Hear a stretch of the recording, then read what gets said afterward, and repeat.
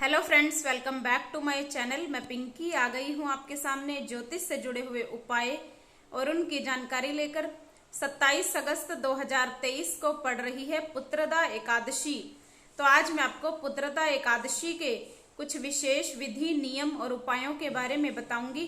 पुत्रदा एकादशी का व्रत विशेष रूप से पुत्र प्राप्ति के लिए, संतान प्राप्ति के लिए किया जाता है।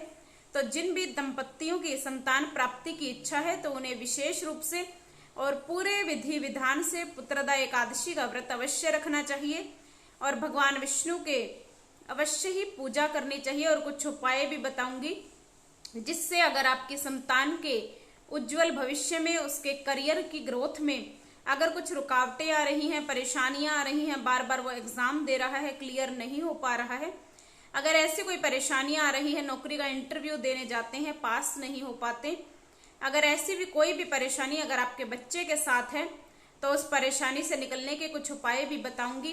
तो उपाय जानने से पहले मेरी वीडियो को लाइक, शेयर और चैनल को सब्सक्राइब कर दें और बेल नोटिफिकेशन दबाना बिल्कुल ना भूलें, जिससे आने वाली वीडियोस का आपको पहले से पता चल सके। तो आइए बात कर लेते हैं सबसे पहले पुत्रदा एकादशी की पूजा विधि के बारे में। कुछ नियम जो हर एकादशी पर मान्य होते हैं, जैसे किसी भी एकादशी पर तुलसी पत्र कभी भी नहीं तोड़ना चाहिए। एकादशी के दिन तुलसी पत्र तोड़ना बहुत ही जघन्य अपराध माना गया है और भगवान विष्णु तुलसी दल के बिना कोई भी भोग स्वीकार नहीं करते हैं। तो आप दशमी तिथि की शाम को या सुबह भी आप तुलसी पत्र तोड़कर रख सकते हैं और एकादशी के दिन आप उन्हें भोग में प्रयोग कर सकते हैं। इस बात का विशेष ध्यान रखें कि एकादशी के दिन तुलसी पत्र ना तोड़ें।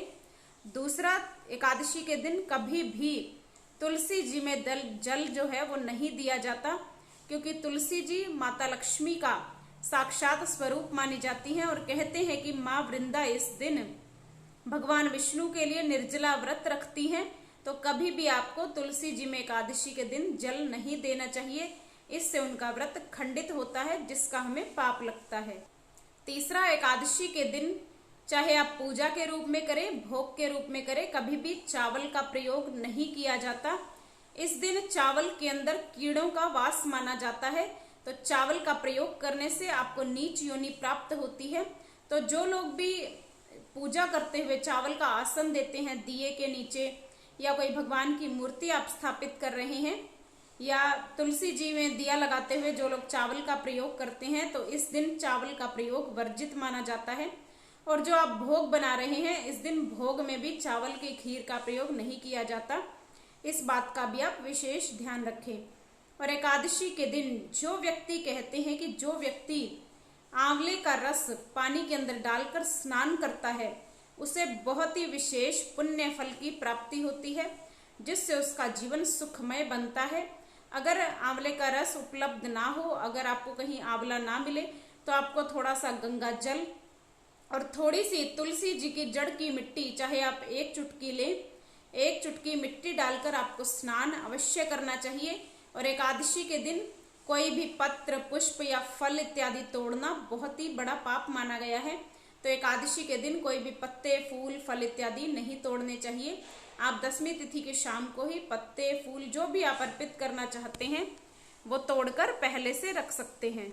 और पुत्रदा एकादशी, ये एकादशी विशेष रूप से संतान प्राप्ति के लिए बहुत ही शुभ मानी जाती है। और विशेष रूप से अगर आप पुत्र संतान चाहते हैं तो इस एकादशी का व्रत पति और पत्नी दोनों को इकट्ठे संयोग रूप से अवश्य रखना चाहिए और पूरे विधि विधान से रखना चाहिए। और इस दिन व्रत रखकर आपको भगवान विष्णु के जो छोटे स्वरूप हैं, यानी बाल गोपाल की पूजा आपको करनी चाहिए। बाल गोपाल अगर आपके घर में हैं तो उन्हें विधि पूर्वक स्नान कराएं, पीले वस्त्र पहनाएं और आपको भी पीले वस्त्र ही इस दिन धारण करने चाहिए। अगर आपके घर में बाल गोपाल नहीं है तो इस दिन अगर आप बाल गोपाल लाकर अपने घर में उनकी पूरे विधि विधान से पूजा करते हैं तो आपकी संतान प्राप्ति की मनोकामना अवश्य ही पूर्ण होती है। अगर बाल गोपाल आपके घर में पहले से हैं तो इस दिन आपको एक कामधेनु गाय बछड़े सहित आपको घर में अवश्य लानी चाहिए और वो बाल गोपाल के समक्ष ही आप रख दें और पूरे विधि विधान से वो गौ माता और बछड़े की सेवा अवश्य ही करनी चाहिए। ऐसा करने से भी आपकी संतान प्राप्ति की मनोकामना अवश्य पूर्ण होती है। और किसी गौशाला में जाकर आपको गाय और बछड़े को चारा अवश्य खिलाना चाहिए। ऐसा करना भी बहुत अधिक शुभ माना जाता है। तो आइए जान लेते हैं पुत्रदा एकादशी के कुछ विशेष उपायों के बारे में। अगर आपकी संतान की करियर में कोई रुकावट आ रही है, वो सीए का एग्जाम दे रहा है या किसी और चीज का एग्जाम दे रहा है, कई अटेम्प्ट कर चुका है लेकिन क्लियर नहीं हो पा रहा, तो आपको इस दिन शुद्ध देसी घी का दिया पीपल के वृक्ष के नीचे लेकर जाना है और उसके अंदर आप एक चुटकी हल्दी मिला दें और पीपल के वृक्ष के नीचे बैठकर 3 बार आपको विष्णु सहस्त्रनाम स्तोत्र का पाठ करना है। और उसके बाद 108 पीपल के वृक्ष की परिक्रमा करें और 108 बार परिक्रमा करते हुए ओम नमो भगवते वासुदेवाय नमः मंत्र का जाप करें। और विष्णु सहस्त्रनाम स्तोत्र अगर आपको नहीं आता है, आपका उच्चारण शुद्ध नहीं है, तो आप अपने मोबाइल में चलाकर भी सुन सकते हैं, जैसी आपकी सुविधा हो। लेकिन पूरे श्रद्धा से, पूरे भाव से अगर आप इसको सुनते हैं तो आपकी संतान के करियर में, ग्रोथ में जो भी प्रॉब्लम्स आ रही हैं तो वो प्रॉब्लम्स दूर होती हैं। भगवान विष्णु की कृपा से आपके संतान का भविष्य उज्जवल बनता है, उसका एग्जाम क्लियर होगा। किसी इंटरव्यू में वो बार बार जाता है लेकिन इंटरव्यू पास नहीं हो रहा, तो इसके लिए भी आप इस उपाय को कर सकते हैं, आपकी मनोकामना अवश्य ही पूर्ण होगी।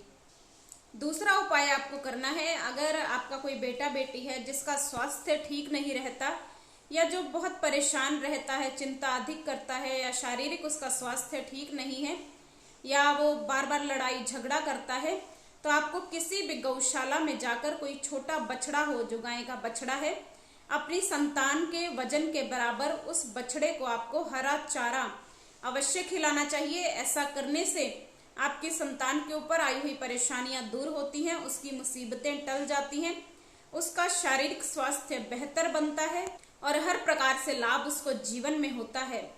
तो आपके जीवन में इसी तरह सुख समृद्धि और खुशहाली बनी रहे, आपकी संतान स्वस्थ रहे, आपकी संतान प्राप्ति की मनोकामना पूर्ण हो, ऐसी मंगल भावना के साथ जय गुरुदेव।